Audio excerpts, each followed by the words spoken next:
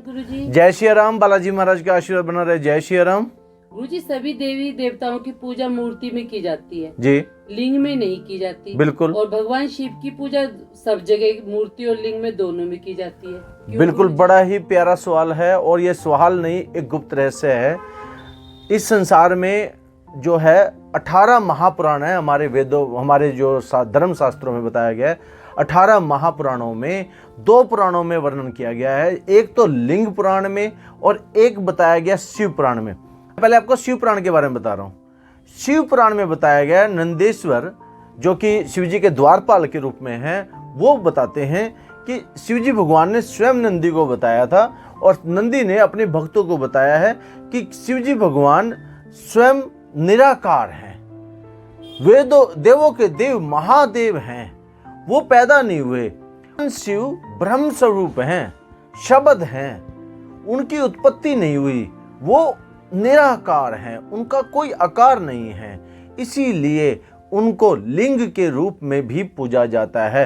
केवल वही देवता ऐसे हैं जिनका कोई निराकार नहीं है और इसीलिए उनको लिंग के रूप में पूजा जाता है। लेकिन और देवी देवताओं को उनका आकार है, आकार किसी के मतलब चेहरे का आकार है, उनके आकारों का वर्णन भी किया गया है और इसीलिए उनको मूर्तियों के रूप में पूजा जाता है।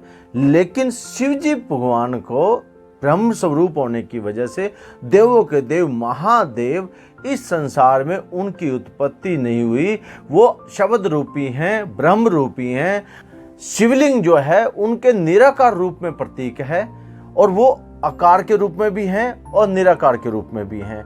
वो ब्रह्म हैं, उनका जो है वो इस संसार में देवों के देव हैं, महादेव हैं। इसी वजह से उनको लिंग के रूप में पूजने वाले लोग लिंग के रूप में भी पूजते हैं और उनको मूर्ति में आकार रूप में पूजा जाता है। इसलिए उनको क्या कहा जाता है, निराकार और साकार, वो दोनों स्वरूप में रहते हैं।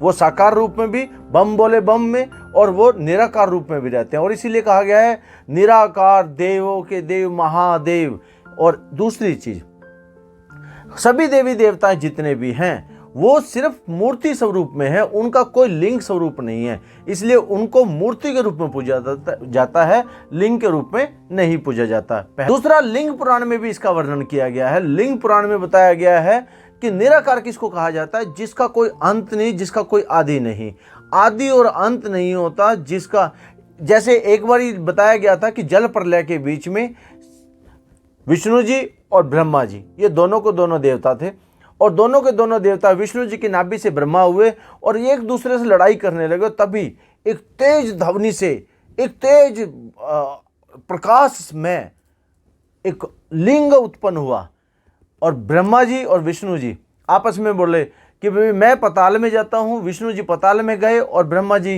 ऊपर गए। तो ब्रह्मा जी और विष्णु जी दोनों के दोनों उस लिंग की खोज में चले गए, नीचे तक गए, उनको कोई उनका आदि और अंत नहीं दिखाई दिया और ऊपर से ब्रह्मा जी गए, उनको भी उसका कोई अंत नहीं दिखाई दिया। वो देख करके थक हार करके नीचे आ गए। जब उन्हें कुछ नहीं दिखाई दिया तब उस प्रकाश में से शिव जी रुद्र अवतार प्रकट हुए और उन्होंने कहा कि हे ब्रह्मा, तुम सृष्टि की रचना करना, विष्णु तुम पालनहार करना और ये सारी भूत आए, भूतेश्वर, सारे के सारे पशु, सारी की सारी सृष्टि, सारा नेचर मेरे अंदर समा जाएगा, मेरे अंदर से बाहर आएगा, मेरे अंदर समा जाएगा।